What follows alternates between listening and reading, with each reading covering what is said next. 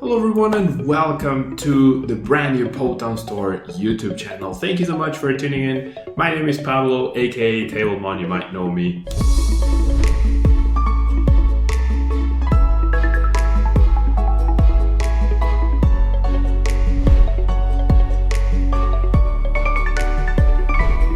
We are now going to be bringing you content here in this awesome new channel, and I will be starting things off with a Coalossal VMAX deck. Now, as I'm sure you know, Coalossal VMAX was one of the most hyped cards from Vivid Voltage, the newest set, available on PoTown Store. If you need any codes, you can pull it in the Vivid Voltage set, and it was touted as the counter to Eternatus VMAX and Pikarom.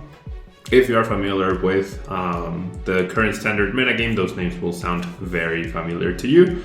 And in the end, it started off very underwhelmingly, honestly, but I think that was mostly due to the list being refined and whatnot. And now we've come, or at this point in the metagame, Coalossal VMAX is now definitely a really big threat and something to consider in the metagame when you're choosing your deck. Either if you want to use it or you want to make sure that your deck has it covered, or you're aware that you might run into it and therefore you could be in for trouble if you're playing something like Pikarom, right? The first attack, Eruption Shot, does 40 damage, and then the really cool mechanic here is that you discard the top card of your deck, right? Which is never ideal, right? Unless it's an energy card, then this attack does 90 more damage and you get to attach the energy to the Coalossal. So it actually ends up working out really nicely because it gets you closer to powering up for the G-Max Boulder, which straight up does 240 damage for 4 energy. So even though 4 is a very hefty price to pay, with your Eruption Shot accelerating your energy, it's actually not too terrible. And we are going to be combining Coalossal VMAX with 2 different cards to make sure that the Eruption Shot is doing maximum damage output, which is number 1, Rotom Phone, where you look at the top 5 cards of your deck, you choose one of those, you shuffle the rest, and you put as the top card of your deck. That allows you to choose an energy, put at the top, and boom, maximum damage. However, we also have Oranguru from the Sword and Shield set with the ability Primate Wisdom, where you can switch one card from your hand with the top card of your deck, which you can do the same thing. You have an energy in your hand, you put at the top, and then you draw that card, you attack, and then boom, extra energy on the Coalossal and maximum damage output. 130 is not a lot of damage, but Coalossal VMAX is also a very tanky Pokemon with 330 HP, and the Stone Energies also help it survive even longer because any damage taken by Coalossal VMAX, as long as it has its energy attached, and it can be multiples of, then you take 20 less damage from your opponent's Pokemon. So overall, Coalossal is a really big tank, and we are going to be using some disruption cards in the form of Crushing Hammers to try and deny or slow down an opponent's energy attachments, as well as the Wondrous Labyrinth, since our first attack has only 1 energy. Having 2 on Coalossal VMAX is not difficult at all, but the Wondrous Labyrinth could actually slow down a lot of opponents because the attacks of any non-furry Pokemon, both ours and our opponents of course, they cost 1 colorless energy more. We can only play 1 copy of this because it is a Prism Star card, and that's the rule with Prism Star cards. However, there are no fairy Pokemon being played at the moment, unfortunately, and once we change to Sword and Shield onwards, fairy Pokemon will completely stop existing in the standard format. So as of right now, Wondrous Labyrinth is a really good disruption tool. And because there's no fairy Pokemon, then you'll never be hurting yourself whilst not hurting your opponent, right? We have Boss's Orders and Great Catchers to make sure we can chase down things like the Denes and Crobats on our opponent's benches for easy KOs, because they are both weak to fighting, as you can see, but they are essential to every deck pretty much, including ours. That's why we play a few copies. The Dene has the ability Dene Change to help us draw extra cards with its ability by discarding our hand, and Crobat does the same. Basically, we draw until we have 6, but without discarding our hand. And finally, we have the Galarian Surfetch'd V, an alternate attacker to Coalossal VMAX, also the only attacker really that we have against Samazinta V, which prevents attacks from VMAX Pokemon. The ability Resolute Spear allows you to basically, when you play it on your bench and then you switch into the active, you get to absorb energy essentially to power up for Meteor Smash.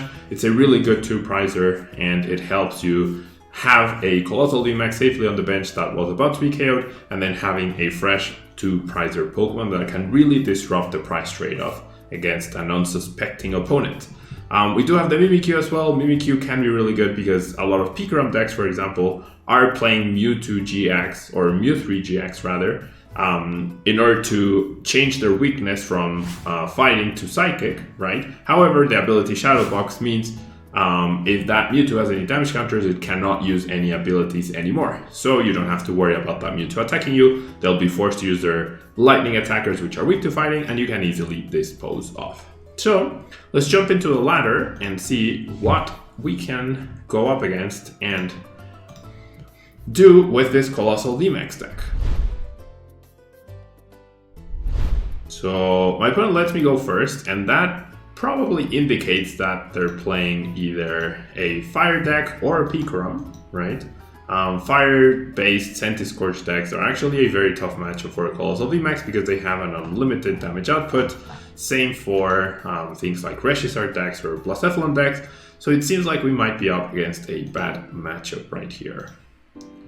Alright, however, my opponent did start with an Eldegoss, which is good. I'll play the Rotom Phone. I would really like to have an energy at the top of my deck so I can attach it. The Chaotic Swell is also really good. But, okay, so there's a chance we could get docked here. Going first, no supporter for me. I'm probably gonna end up playing Marnie next turn. I'll go Evolve, attach the energy that we know now is at the top of my deck, and then I'll go ahead and Marnie my hand away. Alright. So we see the Cherish Ball. We do see the Cherish Ball right there. That probably tells me that this is actually a combination of cards such as Reshiram, Charizard, Blacephalon, and Cramorant. Yeah, essentially called a Cracephalon deck. However, that Volcanion changes my mind again. Yeah, as I get more information on my opponent's deck whilst he plays cards. Now that tells me it's more likely just like an ability fire-based deck of some sort. So we do have to be careful with... Oh, it's actually Centiskorch, never mind. It is Centiskorch, which is definitely a tough matchup for us, especially since I didn't get an energy attachment going here. But okay, now we'll try our best. The issue is my damage output is very low and their damage output is literally infinite, so we'll have to see. Yeah, we'll have to see. My strategy to win might come down to me chasing down benched Pokemon. Okay, the Malwana being gone is actually good for us, I guess. You know? Kinda good for us. Alright.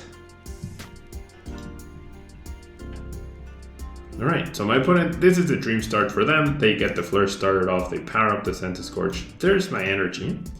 I'm gonna play the Crushing Hammer, not because it's super impactful, but because since it's not impactful, I really don't care too much about drawing it or not drawing it. Now I have a choice. Research gets rid of so many resources though that I feel like I'd rather Marnie. We also know my opponent's hand didn't have Welder, so with the Marnie we might be getting him closer to the Welder, but this is something that we have to do. Alright, now I have a decent hand. I'm definitely gonna let it change even though I'm gonna lose a few resources. Enough of that Quick Wall, I'm gonna grab an Oranguru because this is the plan, yeah? I'm gonna grab Oranguru and I'm gonna bench it. Then I'm gonna use Rotom Phone hoping for an energy. There it is. You know, that energy is now at the top of my deck. So I'm guaranteed to draw that energy off of the change. And then I'll just put the energy back on top with Oranguru and I'm guaranteed to get the energy attached for Eruption Shot. Now with this Pokegum, I'm going to establish another Coalossal V. I'm keeping the Crobat in case I end up dead drawing. I'm also keeping the Rotom Phone for the exact same reason, and then we'll go ahead and Primate Wisdom, put the Stone Energy at the top. There was already an energy, but there was no way for me to know that, and it's better to always be extra safe. Alright, awesome. So we get our Rotom Phone out of the prize cards, we take our first prize card, we take the initiative, and my opponent actually doesn't promote the Centiskorch, which is very peculiar, honestly. Very peculiar. Now we see why, yeah, because of the air balloon. So my opponent playing very correctly, yeah, giving himself versatility with a retreat cost. And we're gonna see a Crobat right there. So the fact that my opponent has a Eldegoss V on the bench and a Alola in the discard pile means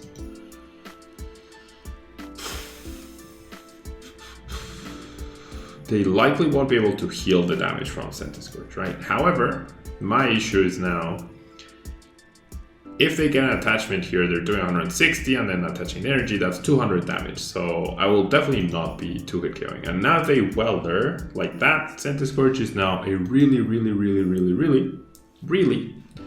big threat. And there's a welder. So you can see how, like, there's no way for me to 1-KO Centiskorch. I can maybe 2-hit KO it. However, if I go attach energy for turn here and then use my attack here, I'm only doing 130. And then I definitely won't have 4 energy for Boulder Crush next, for G-Max Boulder next turn. That switch is actually helpful, okay? Because my plan might actually be to use Galarian Surfetched here. Okay, so I'm gonna get this Coalossal VMAX that's actually really good. And then I'll go attach, I'll go switch, then I'll use Crobat, okay? I'm gonna need another switch to pull this off, but it is possible. Or the air balloon, actually. All right, so we're evolving right here. Let's play the Crushing Hammer, sure, why not? It really sucks that I don't have a supporter right here. It really does suck.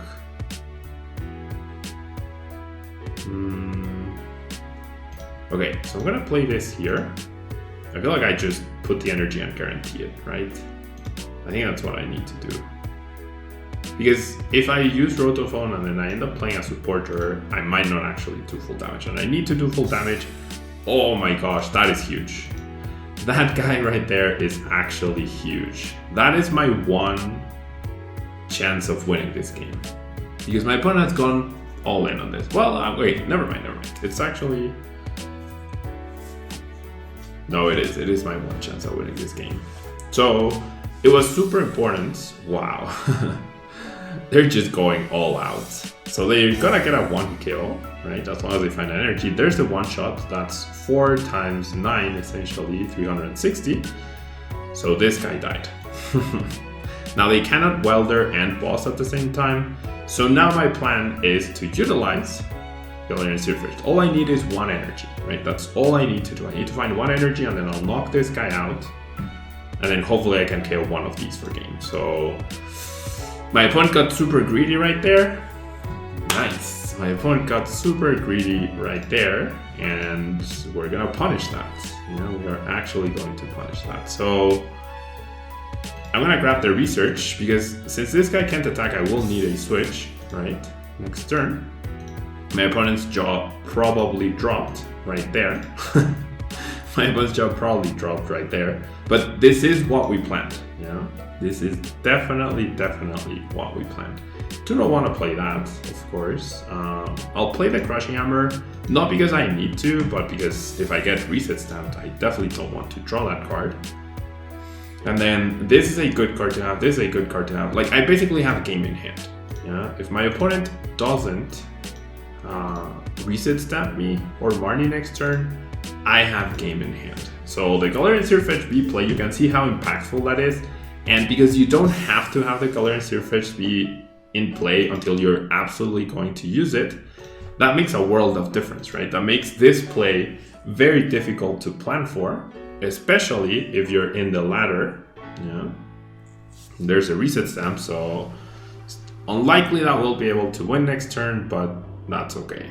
Yeah, we would need a huge Oranguru right here that gets us like a research into a boss or something.